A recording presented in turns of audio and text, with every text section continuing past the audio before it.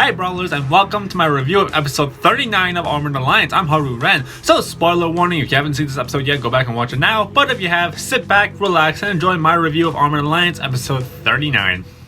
The first part is Dusk Industries Under Attack.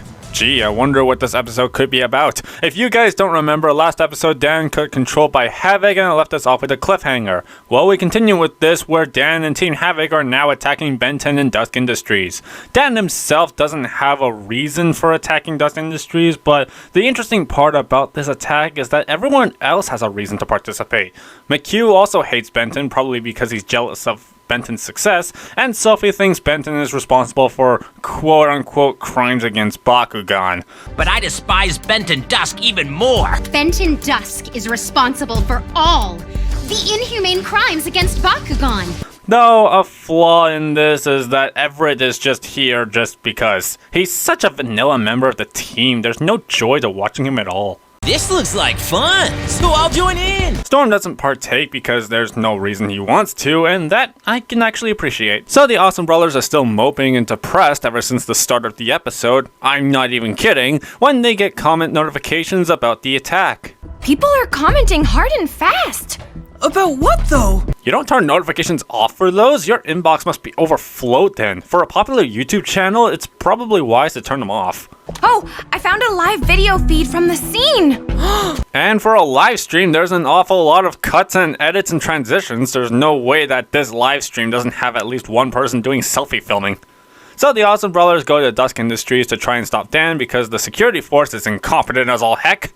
These security force Bakugan are so lame, they couldn't guard a goldfish. Ha! That's actually pretty good, I gotta admit. Bakugan Defenders of the Goldfish, title of your next game. This has to be Havoc's doing. He must have done something to Dan. You know Havoc has done something in the last episode. The mark literally appeared right there. And since Ajit is in the battle now, Storm can join in because you know why they got their own story going. I've said this many times in previous reviews. Go back and watch them. And honestly, Storm joining in the battle because Ajit isn't here makes perfect sense. And then all of a sudden, Magnus shows up out of nowhere. Seriously, it seems like he skydived and landed onto the roof of the van. Talk about a Batman entrance. But I'm not complaining since we're getting Magnus and Dan fighting again. I'm all for it. Then we get, in my opinion, the coolest scene in Armored Alliance so far. My faction fusion! Darkness builds on darkness, all to destroy evil! Nilius X Darkus! Nilius and Enoch have fused? For real? Yeah, I think every one of us is wondering that too. When, how, why, where, what?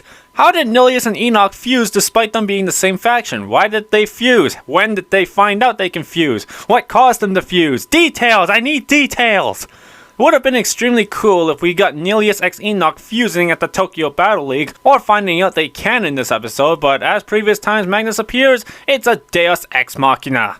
But the reason why Magnus is here is because, well, he knows Dan's been controlled, so he wants to repay Dan for saving him when he was controlled by Tico. That could have been perfect to use this episode for Magnus to find out he can fuse. But, you know what, I guess this works too, but not nearly as all the way as it should have been. Though look at this here before we end this episode off, Magnus' mouth is animating moving here. Was Magnus supposed to have more dialogue, but they just forgot to put it in or something? So we continue with taking Dan back. Havoc definitely did not forget about Magnus. You can see the animation drawn really well, the anger on his face. While Magnus and Dan are battling, Magnus tries to talk to Dan to break his mind control, and I gotta say, the chemistry between Julius Cho and Jonah Weinberg is really good in this scene. The anger in Magnus' voice and the struggle in Dan's really meshes well in the emotional connection between the two in this scene. It kind of reminds me of Kai vs. Aichi in Cardfight Vanguard when Aichi was being altered by Psyqualia. The rivalry relationship is very much there, even breaks through Havoc's control for a minute because having power but not yourself just makes you weak. You're still weak because you rely on that power, Aichi. Is that your idea of strength? Psyqualia gives you an unfair advantage and nothing more. You're weak. Too weak. Both you and your Bakugan. Quiet! I've had enough! What happened to the guy who saved me? It's not you! You're not the real Dan! I came here to battle a true brawler, not some fake imitation!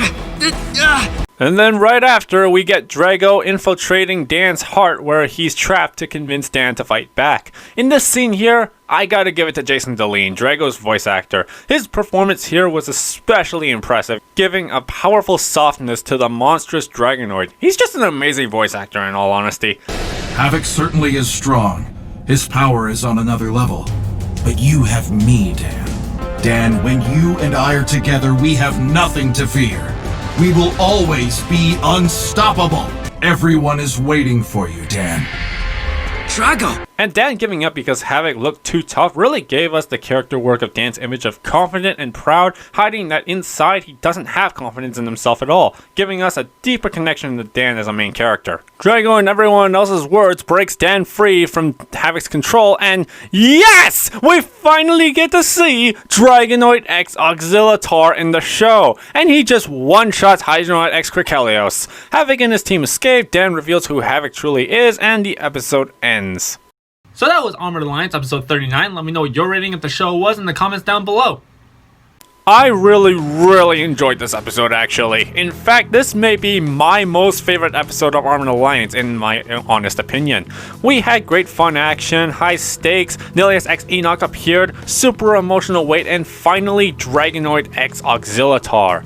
As well as this is probably going to catapult the rest of the season forward so we can focus on the rest of the story on stopping Havoc from destroying the world.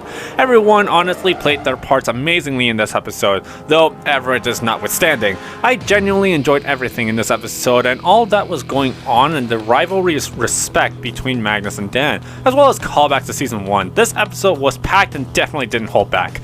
And this also really showed Havoc's plan for Dan being a super kid that he was babbling on about the past episode of this season since he met Dan, but Dan's will proved to be too strong for Havoc. So now Havoc has to revert back to his original plan, destroy Earth. And the Awesome Brawlers have to stop him. The episode was amazing, I loved it, I'm giving this the highest BakuTastic.